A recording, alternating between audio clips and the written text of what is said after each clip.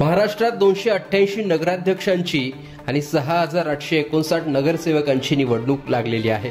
246 नगर परिषदा आणि 42 नगर पंचायतींसाठी 10 नोव्हेंबर पासून निवडणुकीला सुरुवात होईल। 2 डिसेंबरला मतदान, 3 डिसेंबर रोजी निकाल लागेल।